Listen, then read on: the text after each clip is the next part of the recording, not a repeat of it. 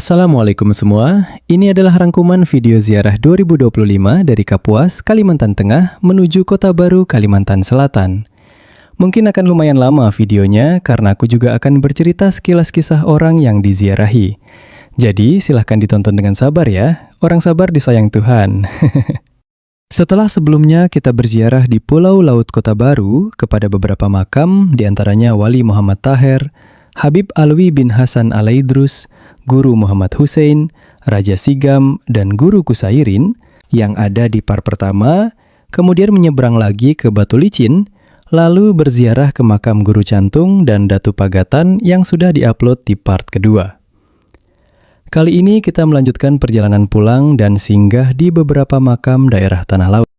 Dan pada jam 8:13, tanggal 15 Desember 2025, kami tiba di Masjid Al-Husaini, Desa Al-Kausar, Kecamatan Satui, Kabupaten Tanah Bumbu. Di dekat masjid ini ada makam Sohibul Wilayah Desa Al-Kausar, yaitu Habib Soleh Alaidrus dan anak beliau Habib Ahmad Musyafa Alaidrus. Habib Soleh Alaidrus merupakan pendiri Majelis Taklim, Pondok Pesantren, sekaligus Desa Al-Kausar di Kecamatan Satui, Tanah Bumbu. Habib Soleh masih keturunan Syarif Ali Alaidrus, pendiri Kerajaan Sebamban di Sungai Loban. Kerajaan itu berdiri pada awal abad ke-18. Syarif Ali yang merupakan cucu Raja Kubu, awalnya menetap di Kubu. Akibat konflik keluarga, ia memutuskan hijrah ke Kalimantan Selatan. Habib Soleh Alaidrus menikah pada 3 Januari 1975 dengan Syarifah Mujennah binti Abdurrahman bin Muhammad bin Salim Ba'bud di Banjarmasin. Dari pernikahan tersebut, beliau memiliki beberapa keturunan, antara lain Habib Musyafa Ahmad yang makamnya ada di sebelah kubah beliau.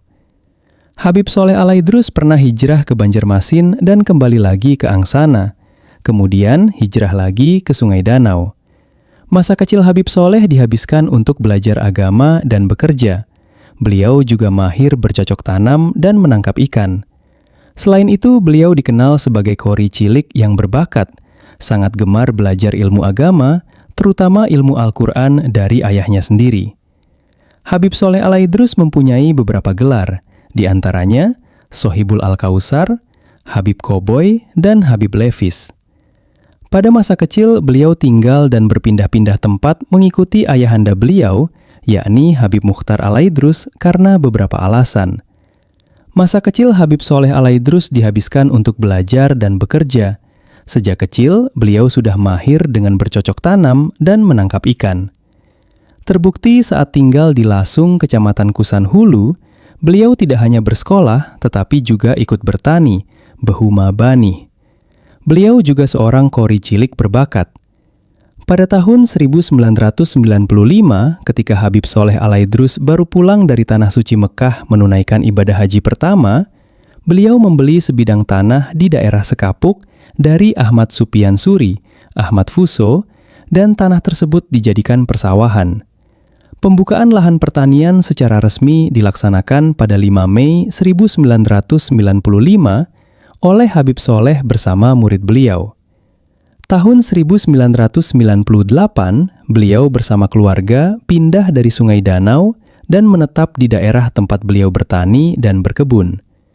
Sebagai seorang tokoh agama yang karismatik, kepindahan beliau ini akhirnya diikuti oleh sebagian dari murid beliau.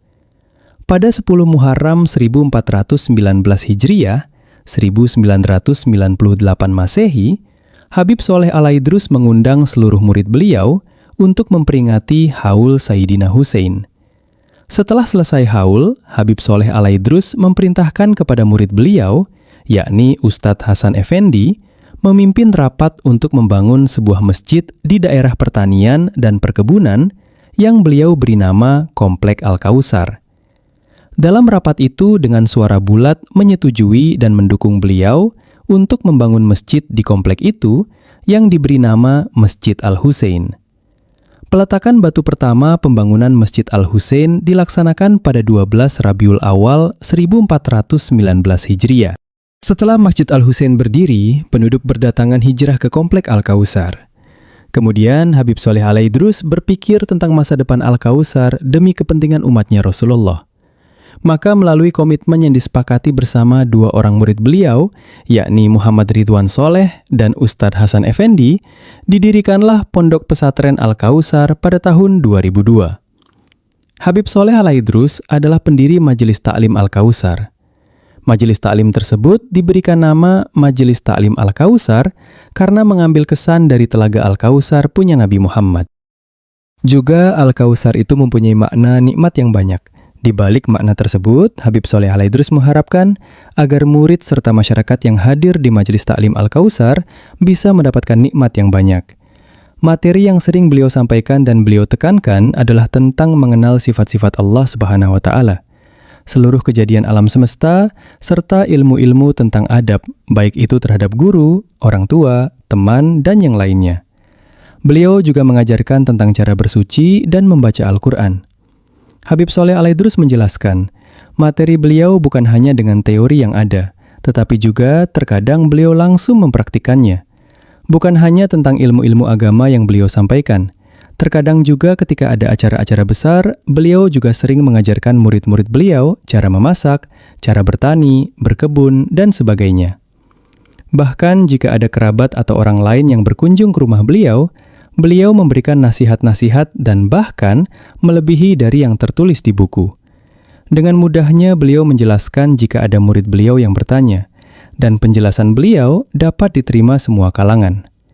Beliau juga mengajarkan Al-Quran, cara membaca Al-Quran dengan metode yang bisa dibilang cara mengajar turun-temurun dari ayahanda beliau. Misalnya seperti membaca surah Al-Fatihah, beliau langsung mencontohkan cara membaca beliau dengan nada di setiap ayat berbeda-beda. Lalu, beliau menyuruh sang murid untuk mempraktekannya setelah beliau, dan itu diulangi berkali-kali. Jika murid beliau masih salah melafalkan, maka beliau langsung membenarkan mulut murid beliau agar pelafalannya benar. Ini adalah salah satu cara mengajar beliau, hanya dengan duduk di atas kursi sambil berbincang-bincang dengan murid-murid beliau. Lalu, beliau memberikan pelajaran cara membacakan surah Al-Fatihah. Di tengah kesibukan membangun sarana pendidikan dan peribadatan, di saat beratnya tugas memimpin umat, pada hari Kamis menjelang Maghrib 22 September 2011, Habib Soleh Al-Aidrus jatuh sakit. Beliau mengalami kelumpuhan pada anggota tubuh bagian kanan. Beliau tidak bisa bicara, walaupun bicara sulit untuk dipahami. Selama 3 minggu, beliau dirawat di Rumah Sakit Banjarmasin. Kemudian, beliau dibawa pulang ke Al-Kautsar karena tidak ada perubahan dari pengobatan beliau. Dan Habib Soleh Al-Aidrus meminta untuk dibawa pulang ke rumah dengan menggunakan bahasa isyarat. Pengobatan beliau pun dilanjutkan di rumah, menggunakan pengobatan tradisional serta pengobatan medis, dengan mendatangkan para ahli terapi dari berbagai daerah. Seiring dengan berjalannya pengobatan tersebut, kesehatan Habib Soleh Al-Aidrus membaik. Beliau sudah bisa bicara walaupun dengan terbata-bata. Kemudian beliau juga sudah bisa berjalan dalam jarak 10 meter. Pada hari Sabtu 22 September 2017, pukul 23.03, dengan tenang, Habib Soleh bin Mukhtar menghembuskan nafas terakhir beliau di Rumah Sakit Banjarmasin. Habib Soleh Al-Aidrus kemudian dimakamkan di Kubah Al-Kautsar pada hari Minggu 3 September 2017 Masehi. Keistimewaan Habib Soleh Al-Aidrus sudah terlihat dari beliau kecil, yaitu, pertama, pada saat Habib Soleh Al-Aidrus memancing di Sungai Kusan, beliau menggunakan biji buah pohon karet sebagai umpan untuk memancing ikan pipi. Hal tersebut sangat mustahil untuk mendapatkan seekor ikan. Akan tetapi, beliau bisa mendapatkan seekor ikan pipih yang besar dengan menggunakan umpan tersebut. Kedua, di Sungai Danau, tepatnya di Pasar Bawah, pernah terjadi kebakaran yang besar. Hampir semua rumah habis terbakar. Akan tetapi, rumah Habib Soleh Al-Aidrus tidak sedikit pun tersentuh api. Sedangkan rumah beliau terletak di tengah-tengah lokasi kebakaran dan rumah beliau terbuat dari kayu yang beratapkan daun rumbia. Ketiga, pada tahun 2006, setelah sholat zuhur berjamaah, beberapa santri Pondok Pesantren Al-Kautsar beriktikaf di Masjid Al-Husain. Kemudian, Habib Soleh Al-Aidrus datang, lalu beliau bercerita. Di akhir cerita, beliau berdoa agar turun hujan, dan seketika hujan turun dengan deras. Padahal saat itu sedang musim kemarau panjang. Keempat, pada suatu hari di persawahan, Habib Soleh Al-Aidrus yang bertempat di Desa Sekapuk Pal 17, Habib Soleh Al-Idrus bersama dengan beberapa murid beliau. Saat itu cuaca sedang gerimis, disertai dengan angin kencang dan petir. Karena Habib Soleh Al-Idrus khawatir, kemudian beliau memanggil murid-murid beliau yang sedang berada di tengah persawahan untuk segera berlindung ke pondok. Namun, mereka tidak mendengar panggilan tersebut. Kemudian beliau turun dari pondok dengan menggunakan payung. Tiba-tiba, petir menyambar ke arah payung yang dipegang beliau hingga terbakar. Namun, beliau tidak terjadi apa-apa. Kemudian, selamatlah para murid-murid beliau dari sambaran petir tersebut. Kemudian, pada jam 9:19, kami melanjutkan perjalanan sejauh 14 km yang ditempuh selama 28 menit dan tiba di makam Ibu Syarifah Kuning pada jam 9:48. Makam beliau ada di desa Sungai Cuka, masih di Kecamatan Satui. Tentang riwayat hidup beliau, aku belum pernah mendengar dan mengetahui. Jadi, untuk sesi ini, aku tidak menambahkan kisah tentang beliau. Hanya tayangan aktivitas ziarah saja ya.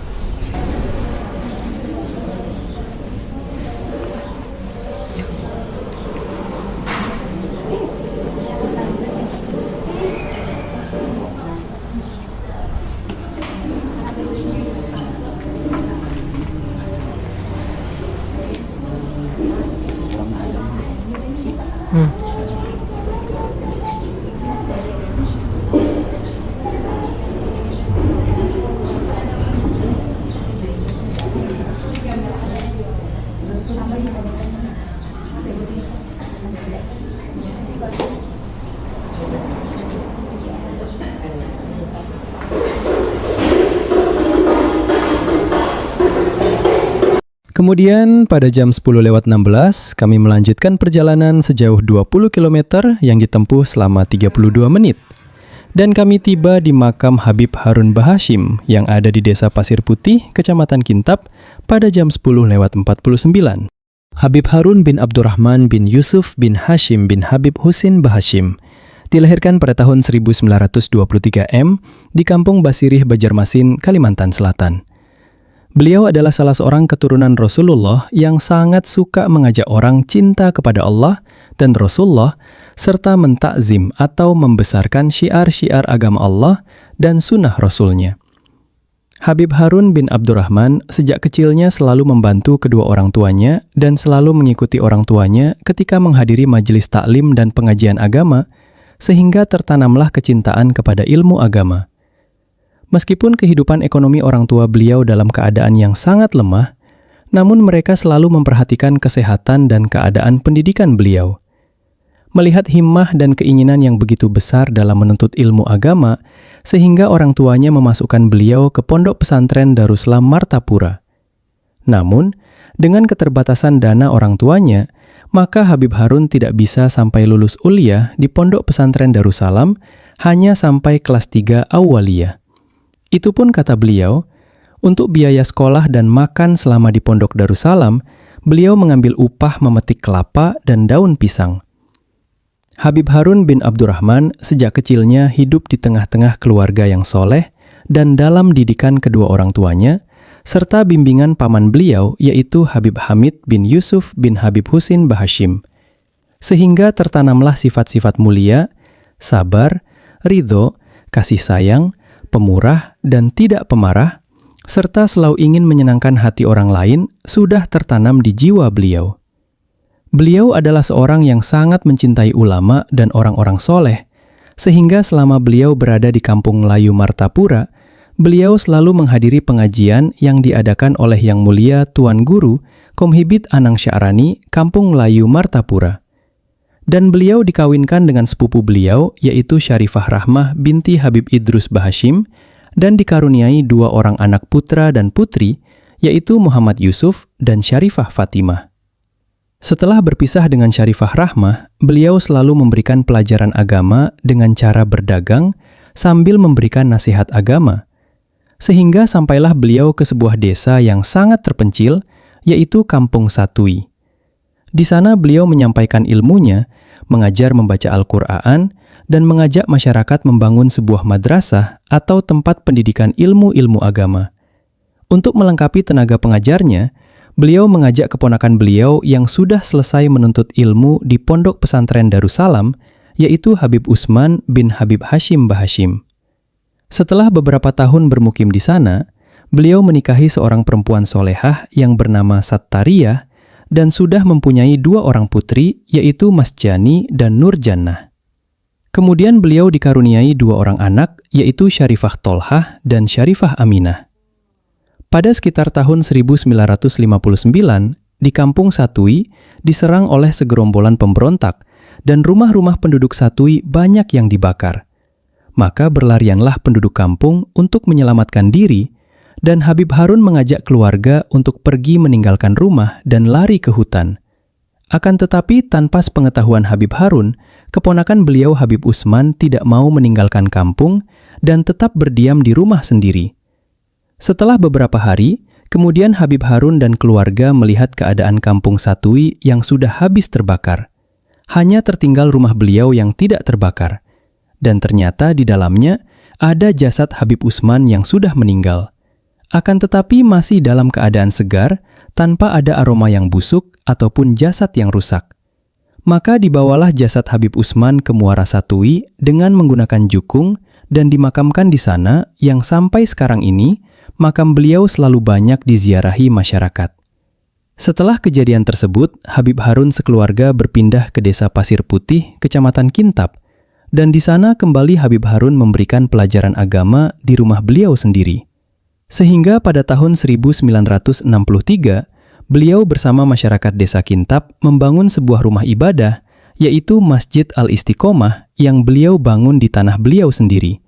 Dan selama berada di Kintab, beliau mendapatkan 3 orang putra, yaitu Habib Muhammad Fauzi, Habib Ahmad Farok Bahashim, dan Habib Abdurrahim. Pada sekitar tahun 1970, beliau mendapat sebuah mimpi bertemu dengan seorang guru yang mulia yang akan membimbing beliau untuk ma'rifah kepada Allah. Dalam mimpi beliau disebutkan bahwa guru tersebut bernama Seman. Maka beliau pergi ke Martapura untuk dapat bertemu langsung dengan guru yang ada dalam mimpi beliau.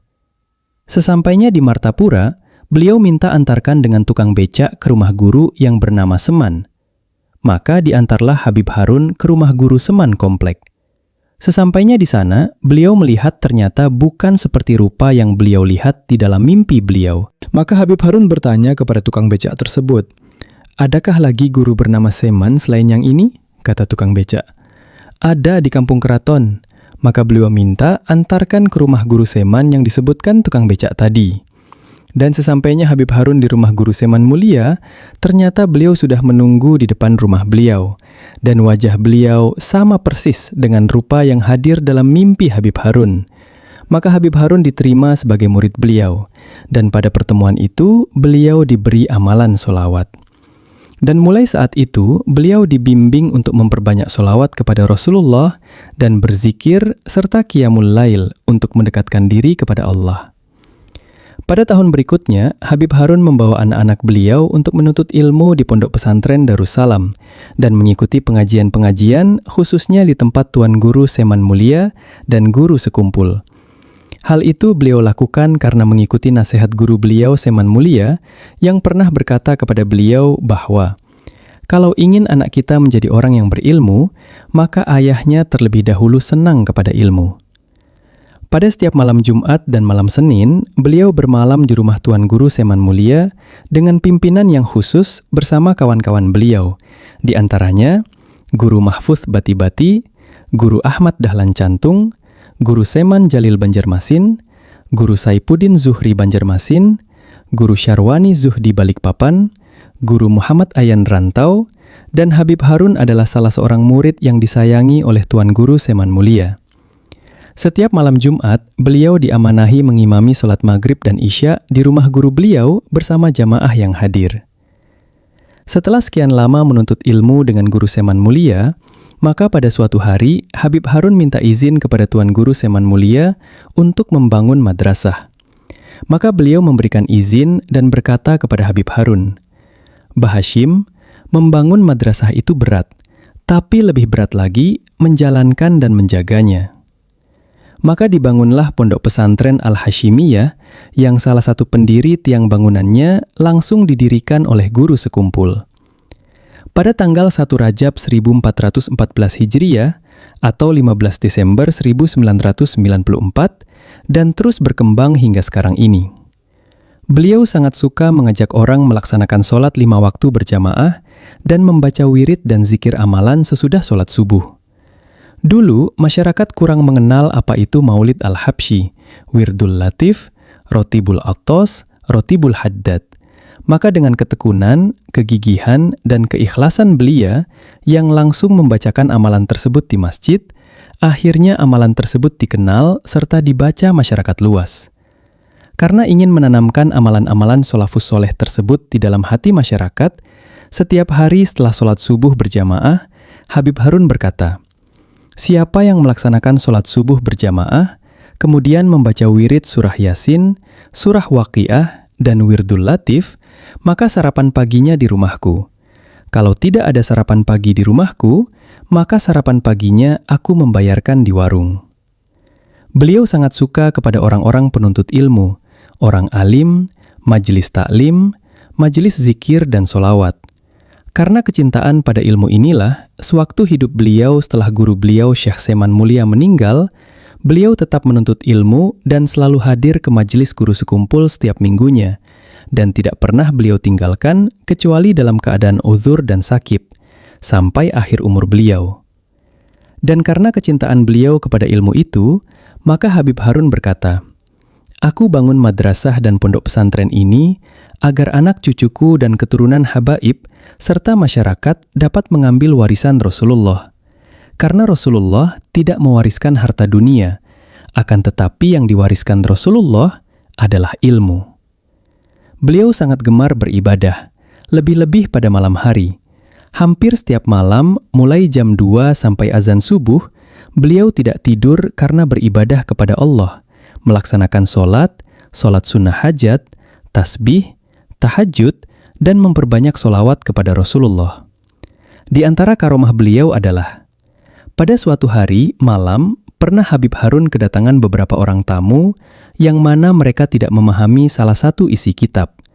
Kemudian, tamu-tamu tersebut tertidur dan bermimpi dengan Rasulullah, dan Rasulullah memerintahkan untuk bertanya kepada Habib Harun. Dan salah satu khadam beliau yang selalu membantu beliau dan mendapat ijazah solawat langsung dari beliau berkata, "Saya pernah bermimpi. Di dalam mimpi tersebut, saya berjalan di suatu tempat, kemudian melihat sebuah istana yang sangat mewah dan megahnya yang dikelilingi taman bunga yang indah dan luas, yaitu seluas mata memandang. Kemudian saya disuruh masuk ke dalam rumah tersebut, yang ternyata banyak dihuni anak-anak remaja yang berpakaian serba putih. Tak lama kemudian, keluar laki-laki yang lebih tua dan berkata kepada saya agar bertahan di rumah ini, karena akan datang ke rumah ini seorang tamu yang besar dan sangat mulia." Setelah beberapa saat, datanglah tamu tersebut dan dia melihat dari kejauhan. Pada saat itu, seluruh penghuni rumah membaca syair Asrakal sampai selesai.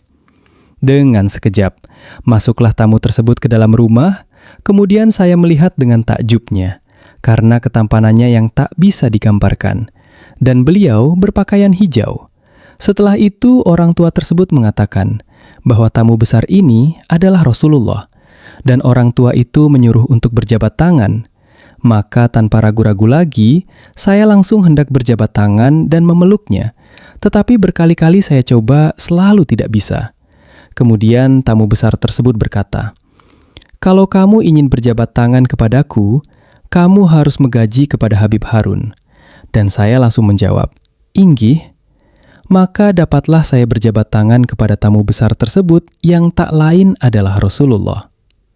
Setelah berjabat tangan, beliau langsung menghilang bersama orang-orang yang ada di dalam istana tersebut. Kemudian saya terbangun dari tidur dan tercium bau harum-haruman yang luar biasa di dalam kamar saya. Selama 3 hari, maka saya terus-menerus menuntut ilmu dan berkhadam kepada Habib Harun. Di antara keistimewaan beliau, pernah pada suatu malam beliau bermimpi bahwa tubuh beliau membesar. Maka masuklah ke dalam tubuh beliau sekumpulan orang dengan berbagai macam bentuk rupa dan pakaian serta suku. Maka ditanyakan beliau kepada guru Seman Mulia, dan beliau berkata kepada Habib Harun, "Tubuh yang besar itu adalah makom dan kedudukan pian, sedangkan yang masuk ke dalam tubuh pian adalah murid-murid pian yang berasal dari beberapa suku dan golongan masyarakat." Di antara keistimewaan Habib Harun adalah pada waktu khalwatnya anak perempuan beliau yang minta izin hendak berlayar dan berpindah ke suatu daerah yang mengarungi lautan.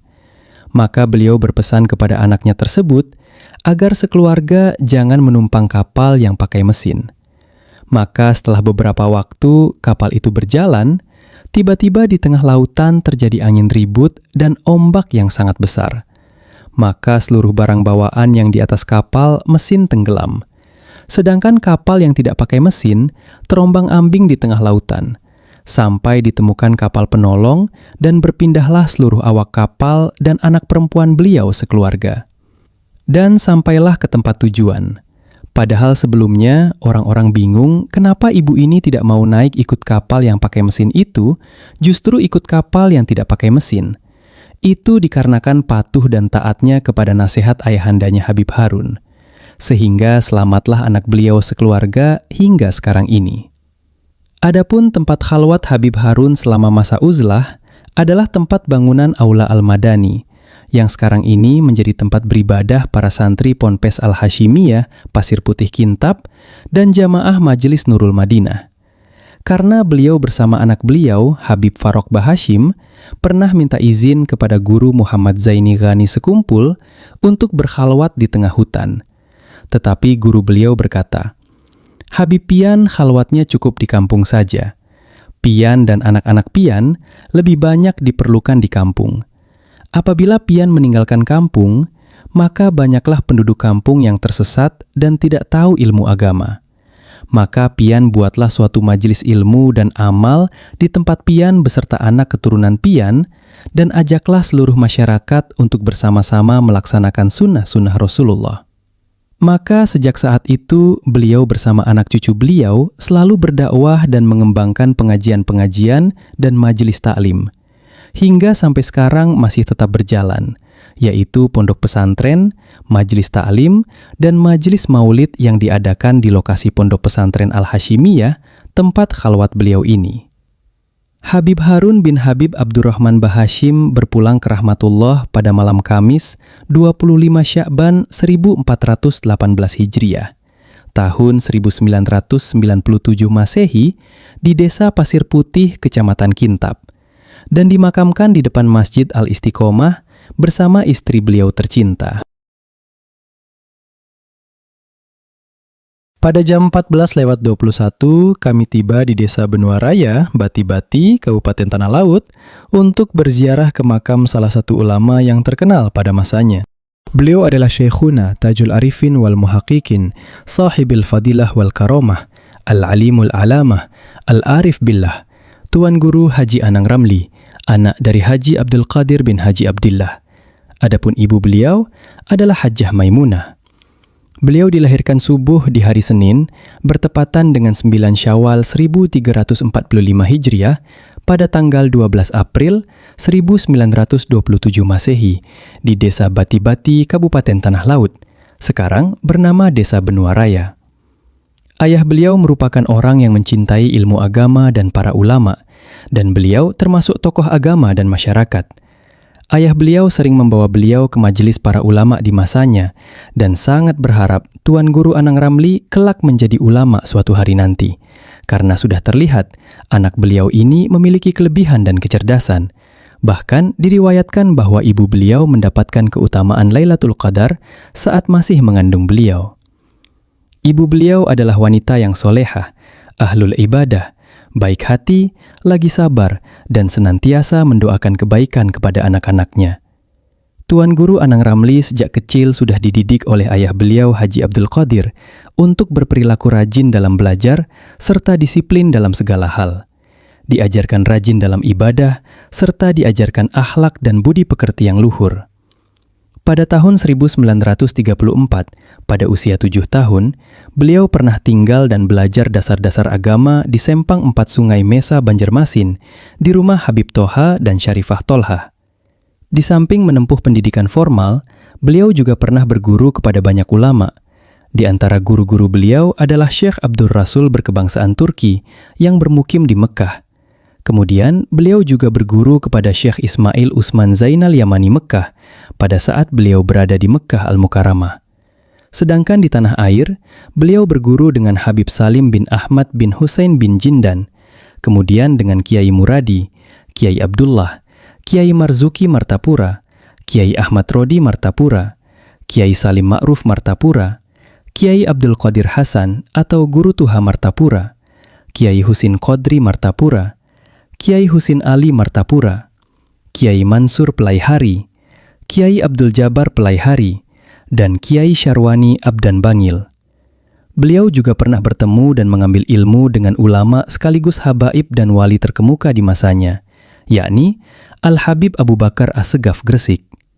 Beliau menerima hampir semua sanad thorikah mu'tabarah dari guru-guru beliau, dan yang beliau ijazahkan khusus untuk murid-murid beliau adalah tarekat Qadiriyah yang dinisbahkan kepada Sultanul Aulia Kutub Robbani, Syekh Abdul Qadir Al-Jailani, yang sangat berpengaruh dalam perjalanan rohani beliau. Beliau juga adalah seorang yang pejuang seiring dengan bergolak masyarakat Indonesia menentang penjajahan. Beliau adalah ulama yang tidak ingin Indonesia terus dalam penjajahan. Karena itu, beliau aktif menjadi tentara Republik Indonesia bawah pimpinan Pangeran Muhammad Nur. Pada suatu ketika, Guru Anang Ramli dicari-cari oleh tentara Belanda untuk ditangkap. Namun, dari daftar penduduk setempat tidak ada nama beliau. Yang ada hanya A.R. Lahmudin. Padahal itulah nama beliau yang sebenarnya. Akibatnya, tentara Belanda gagal menangkap dan menghukumnya. Sampai Indonesia merdeka dan pengakuan kedaulatan tanggal 27 Desember 1949, pihak Belanda tidak pernah mengetahui bahwa A.R. Lahmudin itu sebenarnya adalah Anang Ramli. Masih dalam suasana perjuangan, atau tidak lama setelah pengakuan kedaulatan, Guru Anang Ramli menikah dengan Hajah Rofiah binti Haji Masaleh. Sekitar tahun 1967, setelah beliau pindah dari Benua Raya menuju Desa Padang, beliau mendirikan majelis taklim yang pertama kali bernama Al-Ihsan atau Musalla Al-Ihsan yang dibuat dengan sangat sederhana sekali, yaitu terbuat dari bambu, untuk memberikan pelajaran-pelajaran agama, terutama kitab tasawuf, dan juga membimbing murid-murid beliau yang menjalani suluk tarekat Qadiriyah. Berselang 7 tahun setelah Majelis Taklim Al-Ihsan didirikan, kemudian pada bulan Sya'ban tahun 1976, beliau mulai memperbaiki majelis taklim tersebut dan diganti namanya menjadi Majelis Taklim Asy-Syafa'ah. Selang 30 tahun kemudian, pada tahun 2006, Majelis Taklim Asy-Syafa'ah dirubah namanya menjadi Asy-Syafa'atul Kubro. Pada awal tahun 1970-an, Guru Anang Ramli memiliki niat yang tulus untuk mendirikan sebuah pondok pesantren yang kelak bernama Pondok Pesantren Ubudiyah Bati-Bati. Beliau mengunjungi Pondok Pesantren Tebu Ireng, Lirboyo, juga Pondok Pesantren Asuhan Kiai Damanhuri di Bangkalan, Madura. Setelah itu, tekad untuk mendirikan pondok pesantren semakin kuat. Maka pada tanggal 7 Agustus 1971, didirikanlah Pondok Pesantren Ubudiyah yang terus bertahan dan bertumbuh kembang sampai sekarang. Pada masa-masa inilah orang-orang dari berbagai daerah di Pulau Kalimantan ini sering berdatangan kepada beliau untuk mendapatkan pengetahuan agama, berkonsultasi tentang berbagai masalah kehidupan, atau minta bimbingan spiritual. Amaliyah yang terus beliau lakukan selama hidup dan secara dawam adalah istighfar, salawat, tasbih, zikir, membaca Al-Quran, dan membaca Asma'ul Husna. Semua amaliyah ini merupakan wasiat amaliyah yang beliau selalu ajarkan melalui majelis taklim. Guru Anang Ramli Bati-Bati juga seorang ulama yang aktif mengajarkan ilmu tentang Nur Muhammad. Guru Anang Ramli mendapatkan ajaran tentang Nur Muhammad ini melalui sejumlah ulama. Beliau berguru kepada mereka itu secara zahir maupun batin. Guru secara zahir, beliau adalah Guru Mansur bin Abdul Ghafur Pelaihari, Guru Abdul Qadir Hasan Martapura, Guru Salim Ma'ruf, Guru Abdullah, Guru Bangil, Guru Husin Qodri, Guru Muradi, Habib Salim bin Ahmad bin Husin bin Jindan, Habib Abu Bakar Assegaf Gresik, Habib Lutfi bin Yahya, dan masih banyak lagi. Guru secara rohani beliau adalah Syekh Abdul Qadir Jailani yang beliau sebut Sultanul Aulia. Beliau juga berguru kepada Nabi Khaidir sewaktu beliau berhalwat selama 20 tahun di Tambak Maron Kurau. Sehingga ketika mengajarkan tentang Nur Muhammad, beliau sudah melihat kepada murid-muridnya yang dianggap pantas mendapatkannya sebagai salah satu ilmu kesempurnaan dan pengenalan diri sebagai jalan untuk ma'rifat kepada Rasulullah dan Allah Ta'ala. Diceritakan salah satu murid beliau bernama Tuan Guru Mahmud Hasyil.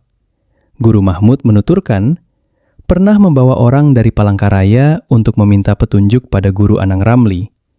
Orang tersebut seorang pendulang emas yang hampir bangkrut dan memiliki utang yang banyak. Untuk beli minyak, kata BBM saja sudah tidak bisa. Padahal BBM sangat berarti bagi pendulang. Tanpa BBM, mesin yang memudahkan pendulang untuk memilah emas tentu tidak bisa jalan. Ketika berhadapan dengan Guru Anang Ramli, pendulang itu kebingungan. Karena Guru Anang Ramli mengetahui lebih banyak dari apa yang dia kira. Kemudian Guru Anang Ramli menggambar sebuah peta tempat pendulangan tersebut di kertas. Dari peta tersebut, beliau menunjukkan mana galian yang berisi emas dan mana yang tidak. Penjelasan Abah Anang tentang tempat pendulangan itu detil, di mana letak pohon. Bahkan jin yang menghuni di sana pun juga diketahui Abah Anang Ramli. Setelah memberitahukan mana galian yang berisi emas dan mana yang tidak, Guru Anang Ramli berpesan kepada orang itu untuk berhenti menggeluti profesi tersebut. Kata beliau, apabila utang lunas, berhenti saja mendulang. Orang itu pun kemudian melakukan apa yang telah disarankan oleh Guru Anang Ramli. Dia berhasil melunasi utangnya dan berhenti berprofesi sebagai pendulang. Guru Anang Ramli meninggal dunia Jumat 8 Maret 2013, bertepatan dengan tanggal 25 Rabiul Akhir 1434 pukul 17.30 di RSUD Ulin Banjarmasin. Beliau meninggal dalam usia 86 tahun karena sakit jantung, asma, dan usia yang sudah sepuh. Jenazahnya dimakamkan di kompleks Pondok Pesantren Ubudiyah, berdekatan dengan kedua orang tua beliau, dan sekarang juga berdampingan dengan maka istri beliau, Hajah Rofeah, yang meninggal setahun kemudian. Itulah sedikit kisah perjalanan kita pada ziarah kali ini. Semoga perjalanan kali ini membawa berkah dan ridho Allah, segala hajat dikabulkan, segala urusan dimudahkan, segala usaha dilancarkan, dan semua dosa dihapuskan. Semoga di tahun yang akan datang bisa berziarah kembali dalam keadaan sehat walafiat dan banyak duit. Amin ya rabbal alamin.